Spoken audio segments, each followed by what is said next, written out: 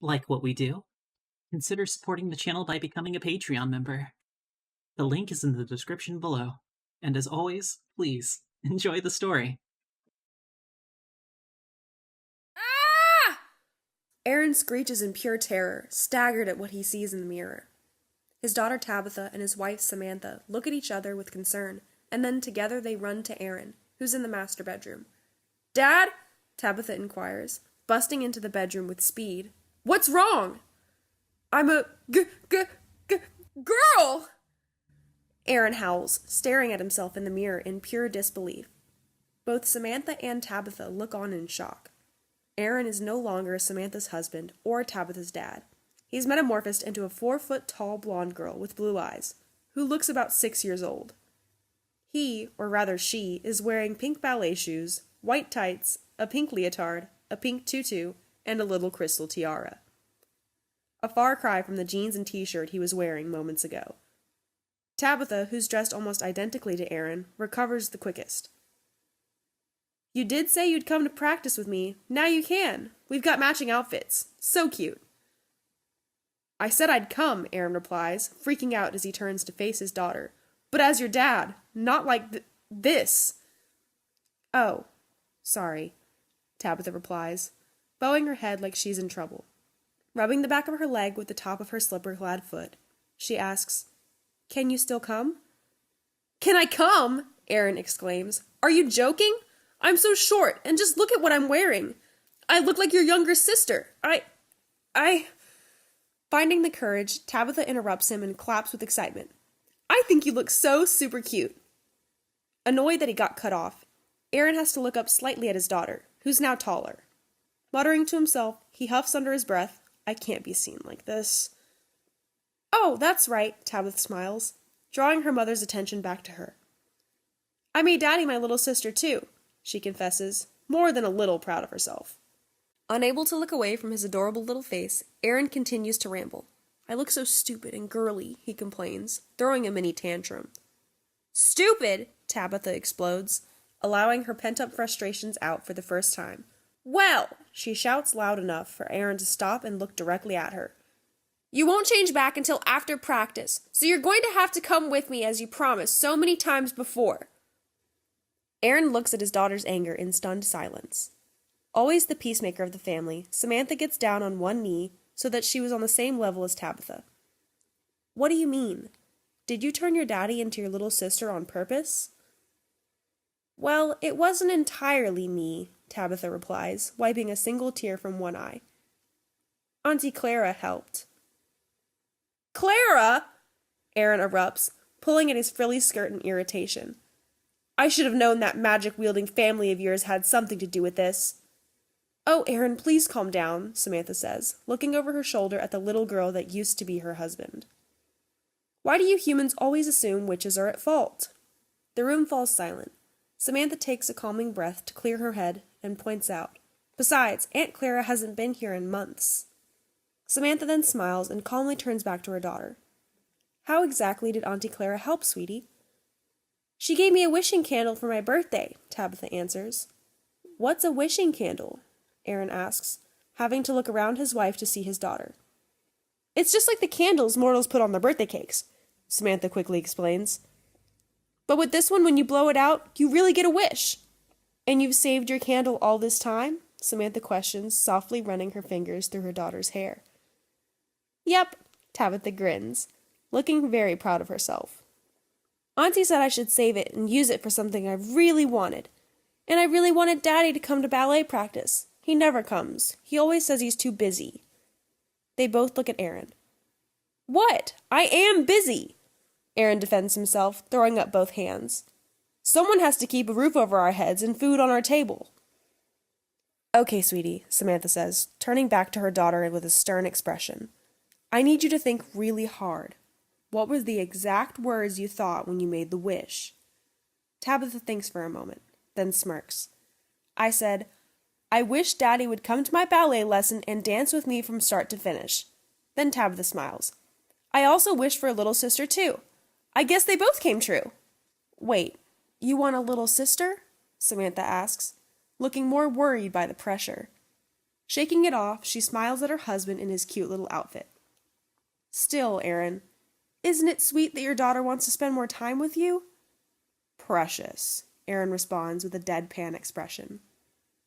Samantha stands and turns to Aaron. Well, I think it's pretty obvious what we have to do. Ban your family from this house? Forever? Aaron responds sarcastically, not entirely joking.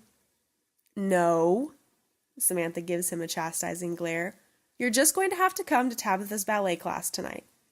Maybe letting yourself be vulnerable might be a good thing. You'll certainly understand our daughter better. Yeah, Tabitha cheers.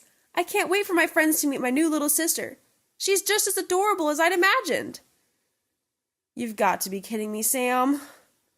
Aaron whines like a little brat. Do I really have to? If you want to change back, you do, Samantha replies, gently patting Aaron's head. Besides, darling, she really isn't asking that much, is she? It's just one time.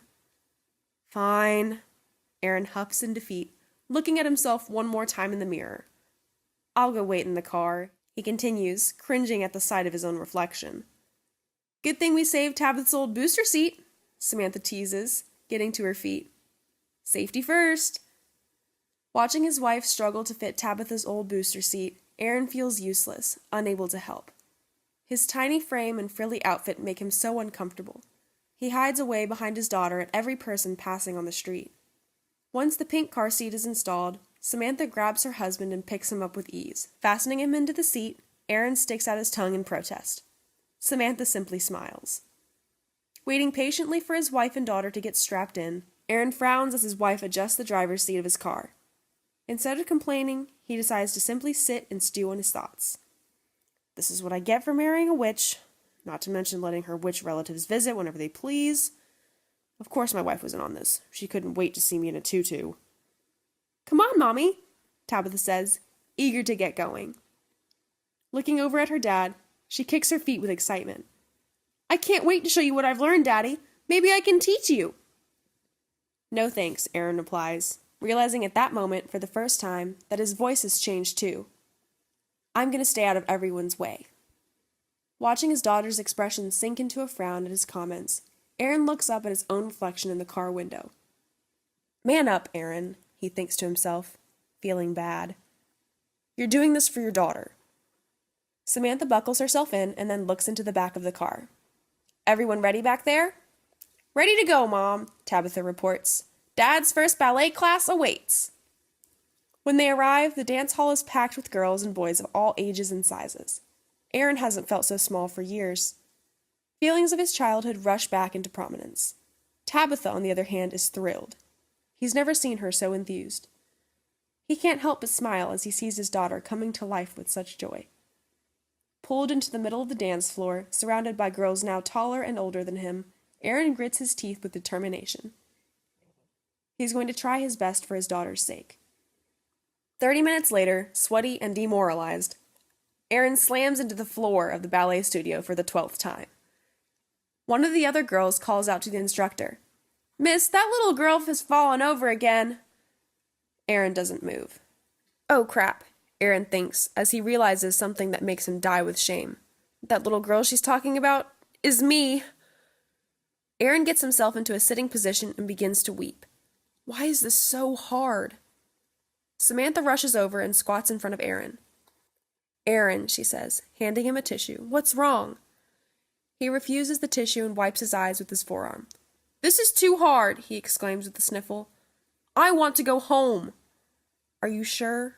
Samantha asks in a tone that he felt was a little condescending. I'm crying in front of everyone, Aaron reacts reluctantly through more tears. Yes, I'm sure. Didn't you have to finish the lesson, though? Samantha replies with a knowing smile. I don't care. Please take me home right now. I hate this. Everyone is laughing at me. Did you want to drive? Samantha asks with a wry smile, hoping her husband would remember the wish and what was required of him. You know I can't drive in this girl's body, Aaron whispers angrily through gritted teeth. Don't tease me or we're getting a divorce. For Tabitha and Samantha, the ride home was perfectly normal. Aaron rode all the way home in silence. The silence gave Aaron time to reflect on his behavior. He had to admit he was pretty ashamed of himself. He would have never thought ballet could be so hard. He hadn't realized this because, as his daughter had pointed out, he had never been to a lesson with her. And that, of course, was the whole reason he was in this mess now.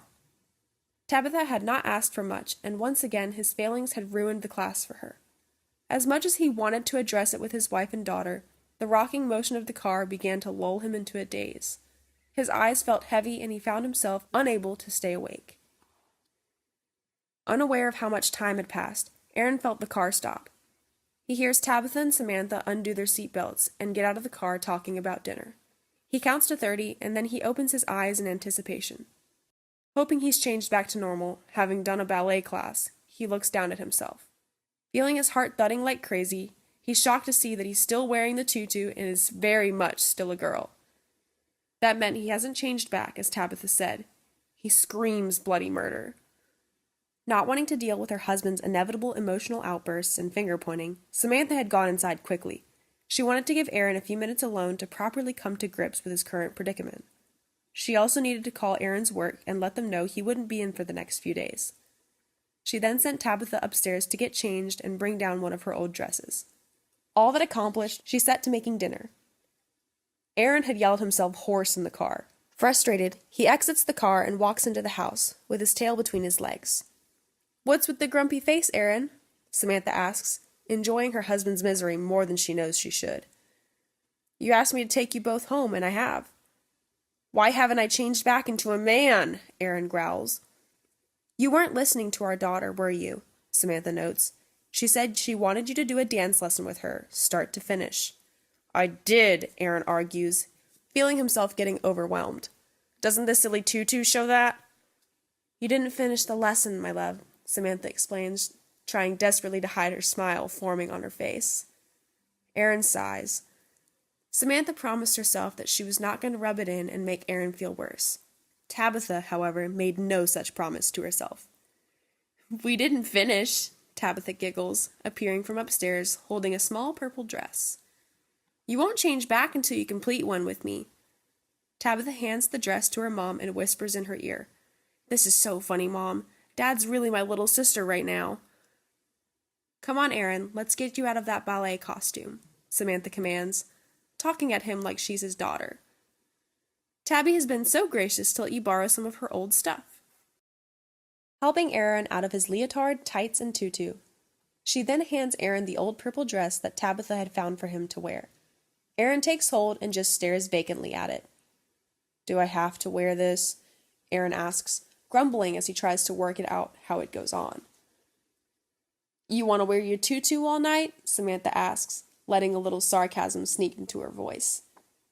"Fine, if you want to wear that sweaty outfit for bed, but I promise a dress will be much more comfortable." "No," Aaron answers reluctantly, pulling the purple dress over his head. As he works the dress down over his body, the dress flutters around his knees. The thin straps cling to both his exposed shoulders, and he feels somewhat relieved to have clean clothes on. "Well, isn't it lucky that Tabi's old stuff fits that cute little body of yours, Aaron?" Samantha gushes, placing a hand on Aaron's shoulder. "I'll tell you what, tomorrow I will see if we still have any of Tabitha's old clothes, and if we don't, we can go out and get you some new clothes, okay?" "No, not okay," Aaron sulks. "I don't want new clothes." "Don't worry, Aaron," Samantha consoles him, picking him up in her arms. "This is only temporary. By next week we will have you back in your old body." "Next week?" Aaron squeaks in fear, trying to get out of her arms, but fails. "Yes," Samantha continues, rocking Aaron gently back and forth. "That's when the next ballet class is." "Oh, good grief," lamented Aaron. "What about my work?